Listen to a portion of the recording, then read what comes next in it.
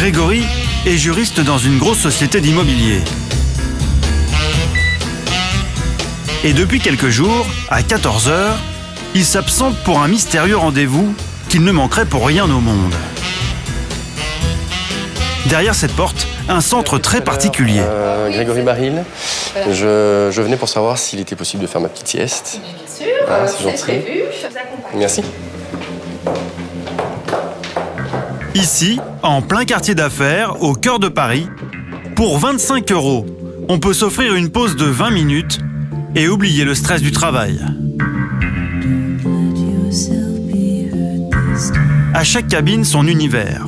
Lagon bleu, jardin à la campagne ou ambiance indienne.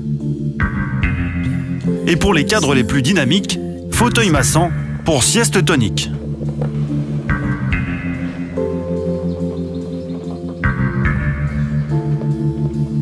Grégory, lui, a choisi la salle nuit noire car il a besoin de l'obscurité totale pour s'endormir. Monsieur, vous avez donc un espace sieste qui vous est réservé. Donc vous avez la possibilité bien sûr de privatiser l'endroit, de le fermer pour être tranquille. La télécommande pour avoir accès à la musique. Très bien. Et puis le vide timer qui vous permet en effet de vous réveiller à la fin de votre pause. Heureusement. Donc en fait on va le mettre, votre pause est de 20 minutes. C'est ça. Lorsque la séance est terminée, vous pouvez vous réveiller, vous pouvez nous retrouver au salon à l'accueil. Je vous en remercie. Merci. Bonne séance. Merci, à tout à l'heure. C'est vrai qu'aujourd'hui, la possibilité de pouvoir descendre ici pour faire une sieste pendant 20 minutes, totalement coupé, sans téléphone ni rien, c'est un vrai luxe, mais c'est un vrai luxe presque essentiel aujourd'hui. Et c'est pas bien vu au travail? C'est pas que c'est pas bien vu, je pense qu'il y a une espèce d'autocensure déjà personnelle, et c'est vrai que c'est pas encore passé dans les mœurs.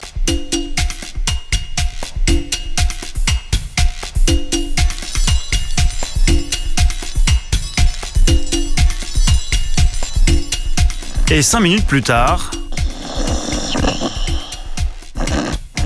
Mais la sieste pendant les heures de bureau, c'est encore tabou.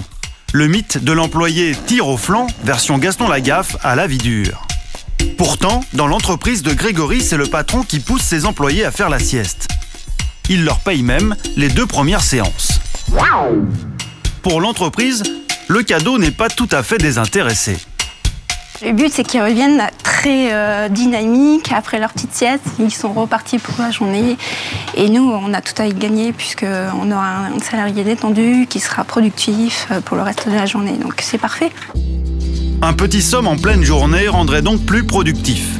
À l'Hôtel Dieu à Paris, nous avons posé la question au docteur Léger, l'un des plus grands spécialistes du sommeil. Pour lui, c'est médicalement prouvé. La sieste, c'est bon pour la santé. La sieste repose et donc elle permet, à cause de ce repos, d'avoir une meilleure performance, une meilleure attention. Mais pour en garder les bienfaits, attention à ne pas dépasser certaines limites. Elle s'est endormie ou... La durée idéale de sieste, c'est 1/4 d'heure, 20 minutes. Et puis de se faire réveiller au bout d'1/4 d'heure, 20 minutes. C'est là où c'est le plus reposant, le plus récupérateur. Pas plus? Si on dépasse 20 minutes, on risque de tomber dans du sommeil profond, en particulier si on est privé de sommeil. Et là, on va avoir du mal à émerger de la sieste. On est vraiment dans le cirage, comme on dit, ou dans le coton. Et là, du coup, l'effet bénéfique de la sieste risque de ne pas se faire sentir. Après 20 minutes, retour au centre de la sieste, dans la cabine de Grégory. Alors, est-ce que vous avez fait une vraie sieste? Attendez que je reprenne mes esprits 2 secondes. Oui, j'ai fait une vraie sieste. Je me suis réellement endormi, ça fait vraiment du bien. Ça fait vraiment du bien, c'est agréable. Une vraie coupure. Le fait de ressortir tout de suite dans la rue, ça va me donner un regain d'énergie. Et quand je vais rentrer dans le bureau, je vais avoir le sentiment de rentrer comme si c'était le matin, comme si je commençais une nouvelle journée, quoi. Vraiment. 14 h 30, pour Grégory, c'est donc une deuxième journée qui commence.